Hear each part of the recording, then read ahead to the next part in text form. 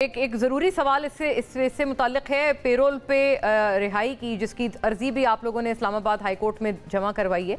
तो ये फरमाएं कि वो जो पेरोल पे रिहाई थी उसमें ये भी एक एलिगेशन था कि खान साहब पे भी आप फरमा रहे थे, एक उसमें एक प्ली ली गई है कि वहाँ खदशा था कि ड्रोन हमला हो सकता है अडियाला जेल पे, तो इसके पेश नज़र भी उनको रिहा किया जाए पेरोल पे और कौमी यकजहती के लिए भी। पेरोल हम तो चाह रहे हैं ना कि खान साहब की जो रिहाई है वो फिलफोर होनी चाहिए। द रीज़न बीइंग कि मैं आपको इसकी एक मिसाल देता हूँ। पहले खान साहब कन्विक्ट हुए, 4 अगस्त को वो जेल चले गए और 22 अगस्त को उनको बेल मिली, जबकि फिर उसको दूसरे केस में हो गए। अब एक केस के बाद दूसरा, दूसरे के बाद तीसरा, ये अब नहीं होना चाहिए। हुकूमत को भी पता है, प्रोसिक्यूशन को भी पता है कि ये चीजें बिल्कुल गलत है और विद ऑल ड्यू रिस्पेक्ट वो बेसलेस केसेस है, पॉलिटिकली मोटिवेटेड केसेस है। लेकिन whatever the nature of the case, अब enough is enough, let the court decide. लेकिन रिहाई हर सूरत हो। खान साहब जेल में है, खान साहब की बीवी जेल में है और ये इस तरह है जिस तरह आप किसी को, लोगों के ना बच्चों की माँ बाप को जेल में रखो और फिर उनसे कहो कि जी आप हमारे साथ इस तरह करो, तो किस पोजीशन में आपके साथ आगे बढ़ेंगे।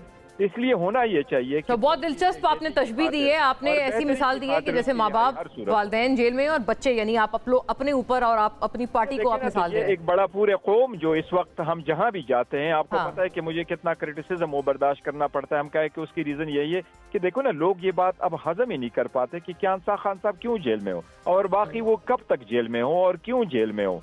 नवाज शरीफ साहब को सजा हुई, सही या गलत, लेकिन आफ्टर पहली मरतबा 69 दिन के बाद वो आए, बाकी मरतबा 91 डेज के बाद वो जेल से रिहा हो गए। खान साहब के 600 से ज्यादा दिन हो गए, तो this is more than enough.